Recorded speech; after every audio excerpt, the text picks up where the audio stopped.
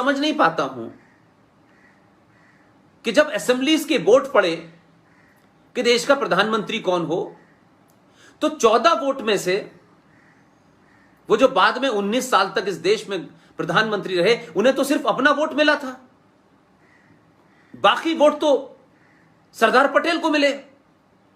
तो फिर गांधी जी ने कौन से ईमानदारी के साथ, जो उन्होंने कहा एक्सपेरिमेंट विद ट्रुथ, जो सच के साथ इतने उन्होंने एक्सपेरिमेंट किए, वो गांधी जी ने उस सच को किस मकसद से, किस इशारे से, किस एंगल से, किस कारण से झुटलाया और क्यों उन्होंने उन विजनरी लोगों को यह देश सौंपा और क्यों नहीं सरदार पटेल को सौंपा। और अगर यही करना था तो कहते कि नहीं, कोई चुनाव नहीं होगा, मैं जिसे चाहता हूं उसे बना दीजिए। तो एक आदमी को, जो राजनीतिक व्यक्ति था, उसको आपने ह्यूमिलेट किया, इसलिए कि आपको चारों तरफ से सजा धजा करके एक ऐसा सिंबल बना दिया कि भाई ये आखिरी शब्द हैं, लेकिन उनके शब्द नहीं होते थे, शब्द किसी और के होते थे, उनके मुंह से कहलवाए जाते थे ताकि कोई विरोध ना हो। तो अंबेडकर जी से जब उनका विरोध किसी बात पे था तो अंबेडकर जी के पास गए और उन्होंने कहा आप अपनी बात वापस ले लीजिए। अंबेडकर जी ने कहा कि मेरी बात ठीक है। उस पे गांधी जी कहते हैं कि तुम्हारी बात ठीक है या नहीं ठीक है, लेकिन मैं चाहता हूं तुम अपने ये बात वापस ले लो। तो अंबेडकर जी जैसे महान, मतलब अगर मैं कहता हूं कि हजारों गांधी भी पैदा हो जाएं तब भी एक अंबेडकर पैदा नहीं हो सकता। ये 2020 में कह रहा हूं मैं। अंबेडकर जी ने कहा कि गांधी जी मेरी बात से आप एक राय न हो, लेकिन धरने पे मत बैठिए, क्योंकि धरने पे बैठने से आपके जीवन को खतरा हो सकता है और देश को आपकी जरूरत है। लिहाजा मैं आपके इस सम्मान में कि आप धरने पे बैठ जाएंगे और उससे आपके शरीर को हानि होगी और आपको हानि होना देश के लिए नुकसानदेह है, लिहाजा मैं अपनी बात वापस ले रहा हूं। यही हुआ सुभाष चंद्र बोस के साथ जब वो अध्यक्ष चुन लिए गए। इसलिए मैं कह रहा हूं कि गांधी जी ने सत्य के साथ एक्सपेरिमेंट की किताबें तो बहुत लिखी, लेकिन जब डिसाइसिव मूवमेंट आया, जब इंपॉर्टेंट मूवमेंट आया, तो गांधी जी ने किस मनोदशा के साथ कंप्रोमाइज किया। जब सुभाष चंद्र बोस को कांग्रेस का अध्यक्ष चुन लिया गया था, तो फिर क्यों उनके खिलाफ धरना दिया और कहा कि नहीं सुभाष तुम्हें इस्तीफा देना चाहिए। कौन सी राजनीति थी जो आज 2020 में इसे समझने की जरूरत है। और अगर गांधी जी को और हम समझें, आज के दिन सत्ताएं, व्यवस्थाएं प्रोग्राम करेंगी, गुणगान होगा, ढोलक बजाई जाएगी, उनके गीत गाए जाएंगे, ये सब करें, ये सरकारी आडंबर है, उसको करना है, सरकारें करें, मुझे उनसे कोई विरोध नहीं है। लेकिन मैंने कहा कि मैं कोई संवैधानिक पद पे नहीं हूं, आप कोई संवैधानिक पद पे नहीं है, कम से कम आज तो सच बोलिए। इसलिए गांधी जी से पूछना चाहता था बार बार, और उनके अनुयायियों से जवाब नहीं देते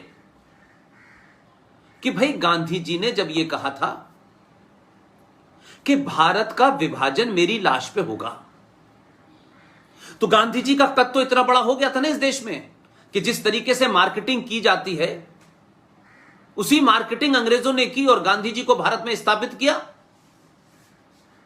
तो आप देखें कि कांग्रेस की पैदाइश हुई क्यों, यह कोई पढ़ना नहीं चाहता है। आप संपत जी की किताब सावरकर पढ़ लीजिए, पेज नंबर 20 को पढ़ लीजिए, और वो अपनी किताब में कहते हैं कि 1857 का जो अंग्रेजों के खिलाफ विद्रोह था, उस विद्रोह से पूरे अंग्रेजी साम्राज्य की चूलें हिल गई थी। तो अंग्रेज तो कोई काम आसानी से करते नहीं हैं। ये दुनिया भर के गोरे हैं, जितना है अमेरिका हो, तमाम सारे लोग हों, ये तो जो बात इन्हें आज समझते हैं, जो काम इन्हें 100 साल बाद करना होगा, उसकी तैयारी पहले दिन से कर देते हैं। आपको पता ही नहीं चलता कि एजेंडा क्या है। इसलिए 1857 जैसी घटना इस देश में ना हो, तो आप देखिए कि 1857 की घटना है। गांधी जी का जन्म 2 अक्टूबर 1869 का है, और आप 57 से आते आते आते आते 1885 में या 87 में शायद इंडियन नेशनल कांग्रेस का गठन होता है। और इंडियन नेशनल कांग्रेस, जिसके नाम पर Congress I, Congress J, Congress O, Congress T, Congress V, Congress P, Congress K, इतनी सारी जो बनी इस देश में, उस कांग्रेस का आज भी हजारों लोग उसे उसी रूप में देखते हैं। तो जो कांग्रेस की नींव जिस शख्स ने रखी, वो कौन था? वो इटावा, जो उत्तर प्रदेश में, जहां आज एक बहुत बड़ा परिवार, जिनके पूरे परिवार ने उत्तर प्रदेश में कई साल सरकार बनाई, और आज इटावा, क्योंकि पूर्व मुख्यमंत्री का निवास है, उस इटावा का डिस्ट्रिक्ट मजिस्ट्रेट था, कलेक्टर था। वो ये समझ गया कि अगर हमने भारत पे लंबे समय तक राज करना है, तो हमें यहां कुछ लोगों को बीच में रखना होगा।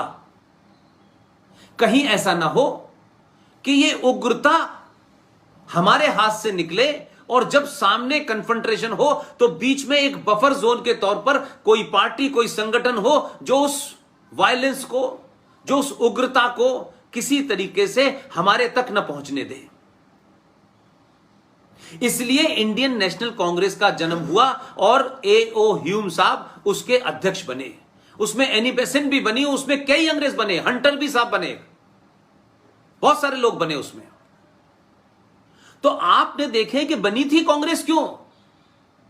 क्योंकि अंग्रेज यहां खामोशी से राज करते रहे, और जो अंग्रेजों के साथ उठने बैठने वाली क्लास है, जो इंग्लिश बोलने वाली क्लास है, जो शाम को एक विशेष किस्म का तरल पीने के लिए उनके में बैठती है, जिसका रहना सहना अंग्रेजों जैसा है, जिसके बच्चे इंग्लैंड में जाके पढ़ते हैं, वो सब उन्होंने यहां से इंतजाम कर दिया था कि हम एक ऐसी क्लास पैदा करेंगे जो हिंदुस्तानी तो नाम से होंगे, लेकिन उनका उठना बैठना, सोचना समझना सब कुछ अंग्रेजों जैसा होगा। उनका एक क्लब बनाया गया कि ऐसे लोगों को हम इकट्ठा करें ताकि ये लोग हमारी बात को समझें और हम इनसे बात करें, निगोशिएट, और ये अपने लोगों को जाके मूर्ख बनाएं, सच मानो में, सीधे सीधे शब्दों में। लिहाजा यह सिलसिला चला।